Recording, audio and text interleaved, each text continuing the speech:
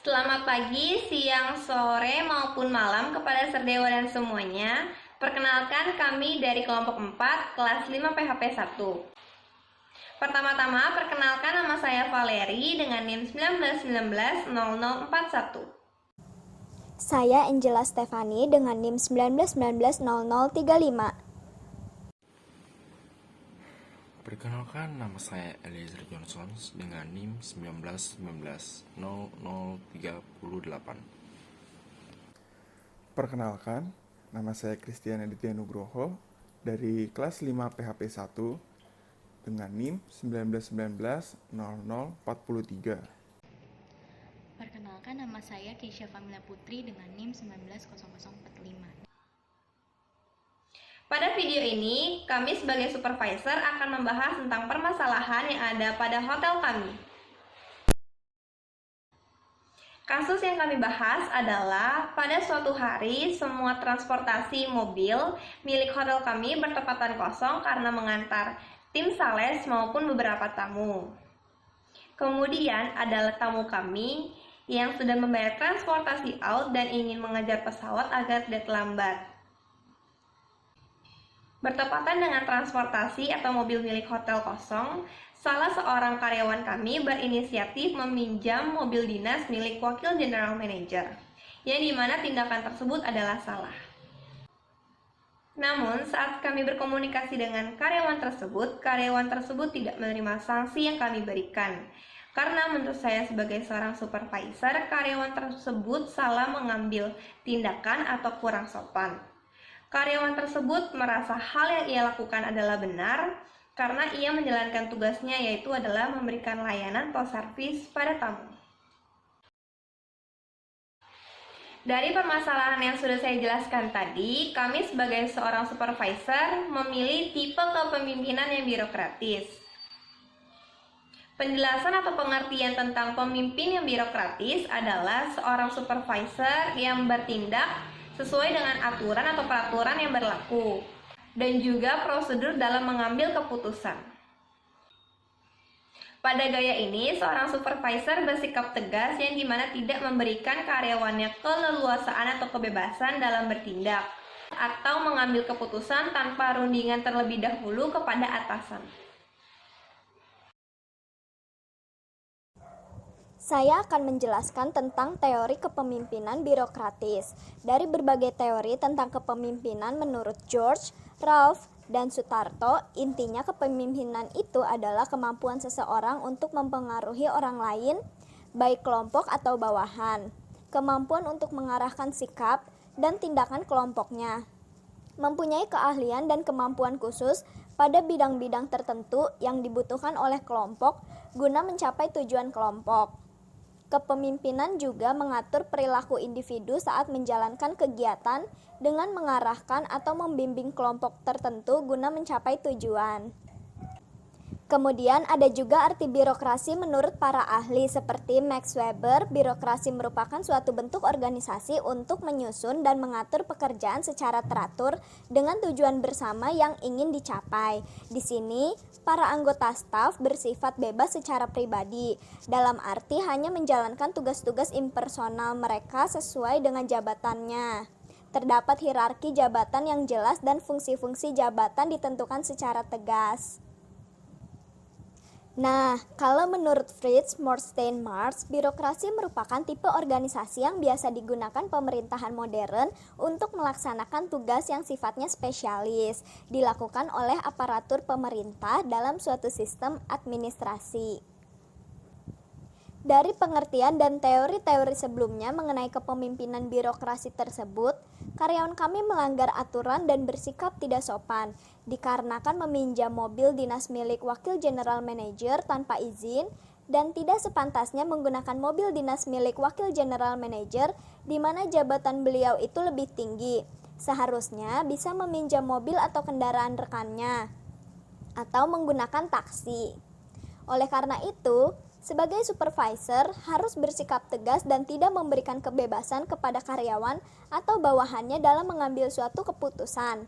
harus melapor atau meminta izin terlebih dahulu dan konsultasi terlebih dahulu dengan kami sebagai supervisor dalam setiap masalah ataupun kasus yang ada.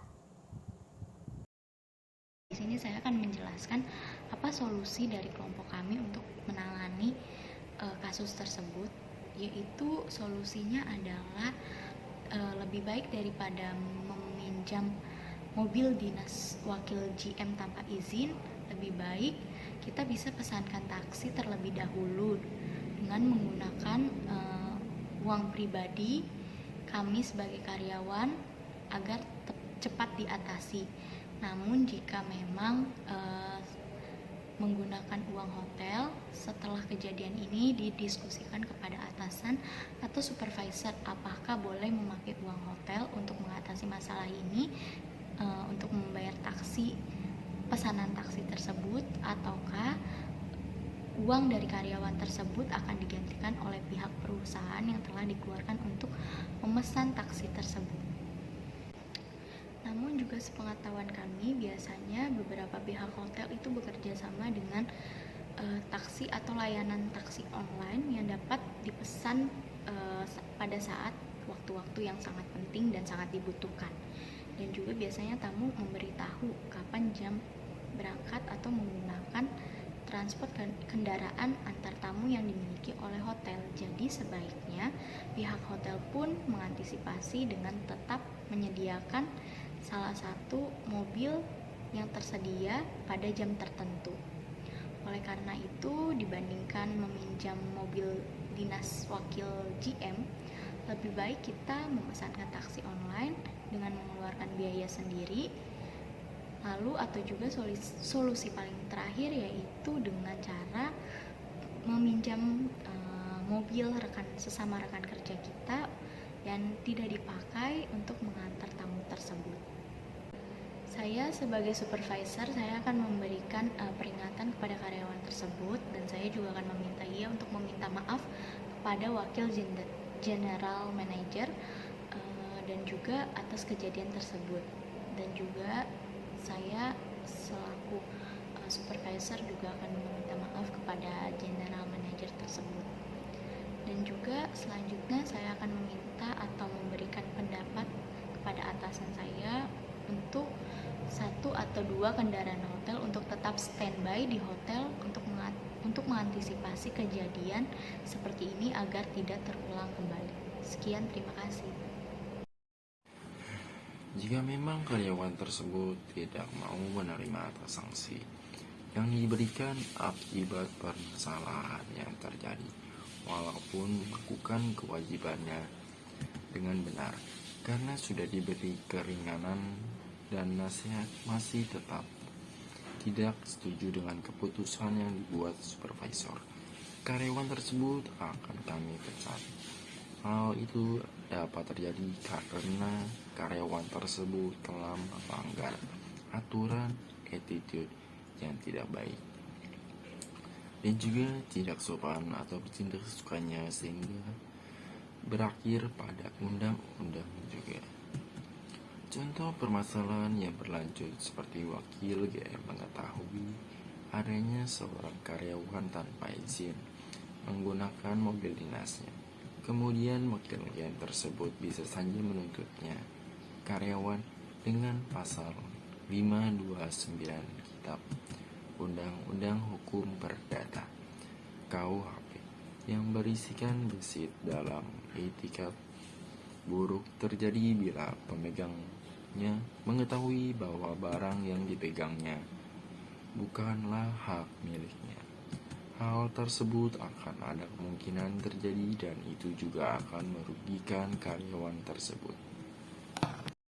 Kesimpulan, sebelumnya saya akan membahas mengenai kasus yang terjadi, di mana ada tamu hotel yang sudah memesan transportasi out untuk ke bandara, namun pada hari H, transportasi yang seharusnya sudah disediakan sedang tidak ada atau sedang dipakai untuk mengantar tamu yang lainnya.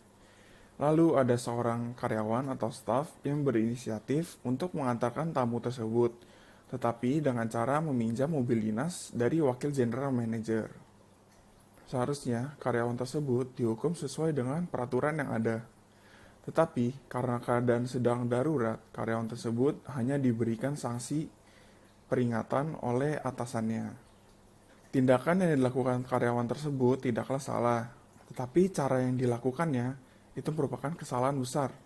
Karena karyawan tersebut meminjam mobil wakil general manager tanpa adanya izin terlebih dahulu.